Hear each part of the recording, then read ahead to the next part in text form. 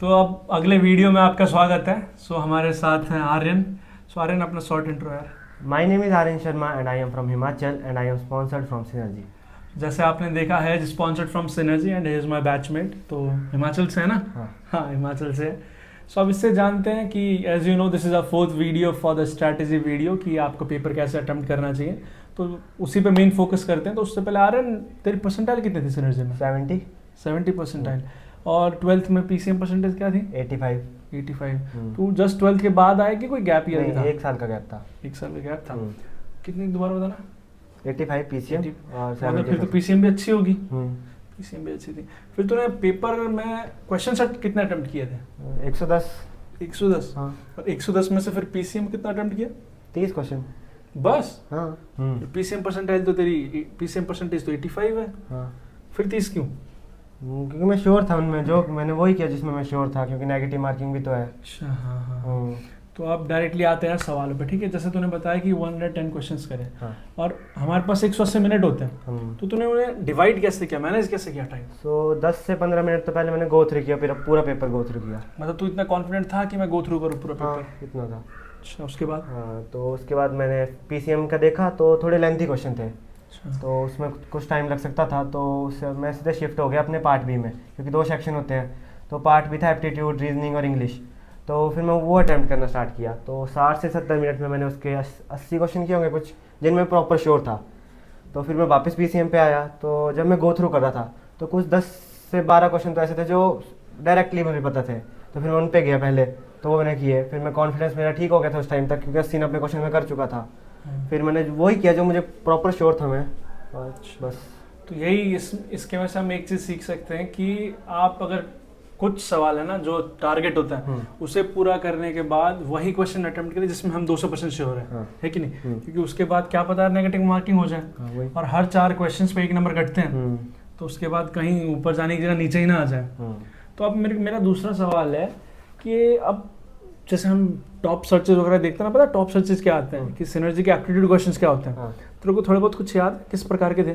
Generally speed and distance, height और reasoning आती है मेन, जो फिगर दे दी होगी आपको उसमें ऑड वन आउट निकालना है। तो बेसिक इस टाइप के बेसिक्स आते हैं। अच्छा, तो मतलब ये जो अपने XY ग्रुप के जो रीजनिंग होते हैं, ये तो काफी है उसके लिए। और इंडिया बिक्स के वो भी काफी है। उसके लिए तो काफी है। मतलब यही है ना यार, दिक्कत ये है कि हम ऐसा नहीं है कि हम लोग पेपर नहीं देना चाहते सिनर्जी का, है ना? लेकिन सिनर्जी का है ही नहीं यार। सिनर्जी हर बार अलग अलग निकालती है और ऊपर से जो भी होता है हम वहीं पे वो देते, इतना कुछ याद भी नहीं रहता। मुझे भी याद नहीं है कुछ। वही तो, हमें याद भी नहीं है। ऐसा नहीं अगर हम बनाने को तो एक अलग वीडियो बना दे कि जनरल एप्टीट्यूड क्वेश्चन चाहिए, फिर वो तो बेवकूफ़ बनाना ही हो गया वो तो। क्योंकि नॉर्मल यही है कि सब चीज़ बुक से और ये सब इन्हीं चीज़ के आते हैं रीजनिंग, लेकिन अब प्रॉपर क्या है वो तो किसी को नहीं पता। तो रीजनिंग एक तो इतना हार्ड नहीं है जितना हमारे सिनर्जी में आता है। मेन उसके लिए स्पीड चाहिए, क्योंकि वो प्रैक्टिस करने से होगी। तो आप जितना आप 2-3 दिन बचे होंगे आपके, तो मॉक दो, उससे काफ़ी है उतना तो, है ना? जितना ज़्यादा लगा सकते हैं उतना ज़्यादा लगाएं। और उसके बाद तूने जैसे बताया पीसीएम में सिर्फ 30 ही क्वेश्चन करेगा। तो पीसीएम के लिए क्या एडवाइस देना चाहता है कि अगर पीसीएम में तुम्हें 30 से ज़्यादा क्वेश्चन करने हैं या फिर इतना करना है कि एप्टीट्यूड को मिला के पीसीएम के साथ वेटेज ज़्यादा बने, मतलब तेरे से 70 परसेंटाइल है तो मतलब कट ऑफ से 10-15 ज़्यादा ही बने, तो क्या करना चाहिए अभी? तो उसके लिए मतलब वो लेंथी क्वेश्चन होते हैं थोड़े, तो आपको और टाइम मैनेज करना आना चाहिए, क्योंकि हार्ड नहीं होते, लेंथी होते हैं। तो उसके लिए तुम्हें एप्टीट्यूड में और थोड़ा कम टाइम, जितनी आप प्रैक्टिस करोगे उतना वो कम हो जाएगा और उस पर थोड़ा ज़्यादा टाइम दे सकते हो। और बेसिक +2 मतलब बेसिक +1 +2 के आप बेसिक भी पता हो तो आप कर सकते हैं सॉल्व। मतलब अगर हमें पीसीएम में भी झंडे गाड़ने तो उसके लिए भी एप्टीट्यूड और इंग्लिश में ही स्पीड चाहिए, है कि नहीं? क्योंकि वहाँ से ज़्यादा टाइम बचा पाएंगे तो ही हम ज़्यादा इस पर इन्वेस्ट कर पाएंगे। क्योंकि अब कहने में 180 मिनट लग रहे हैं, लेकिन पेपर देते समय पता नहीं ऐसे निकल जाता है, पता ही नहीं चलता, है कि नहीं? अभी तो हम कह रहे हैं 180 मिनट होते हैं, ये होते हैं, लेकिन पेपर देते समय तेरे को पता है कैसा होता है पेपर देते समय, पता ही नहीं लगता है। तो मतलब अगर हमें पीसीएम में भी झंडे गाड़ने हैं तो उसमें ज़्यादा स्पीड होनी चाहिए। अच्छा, वो तो प्रैक्टिस ही होगी। तो वही यार, अब जैसे 2-3 दिन रह रहे हैं ना, तेरे को पता है कि लोग डरे हुए होंगे, घबराए हुए होंगे यार, है कि नहीं? क्योंकि कंपटीशन बहुत है यार अभी। वो इन्हें भी मानना पड़ेगा, हमें मेरे पास डीएम्स आते हैं कि भैया मेरे को अभी तक एडमिट कार्ड नहीं मिला है, अभी तक मेरे को स्लॉट्स नहीं मिले, बता, है कि नहीं? स्लॉट्स वगैरह अब इतना कुछ हो गया है कि सिनर्जी के अब सीट्स इतने भर गए हैं कि नहीं, तो कंपटीशन बहुत है, लोग डरे हुए होंगे। तो उसके लिए थोड़ा बहुत कुछ क्या है यार, कॉन्फिडेंस जो मैंने अभी बताया कि ये जितनी आपकी स्पीड है, आप पेपर एक बार गो थ्रू कर सकते हो, जिससे आपको कॉन्फिडेंस हो जाए कि आपको कितने क्वेश्चन आते हैं जो डायरेक्ट आपको आ रहे हैं, और पहले एप्टीट्यूड करो, और जितना मतलब इतना टफ है नहीं वो, मतलब जितना आपने पढ़ा उतना काफ़ी है, और बस।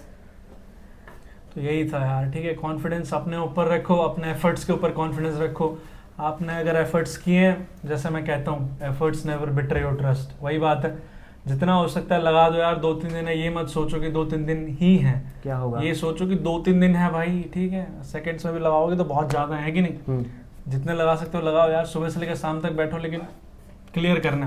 बाद में तुम्हें हमारे जूनियर्स बनने सिनर्जी की, ठीक है। चलो, इन्हीं बातों के साथ Lokendra and Aryan signing off. Thank you.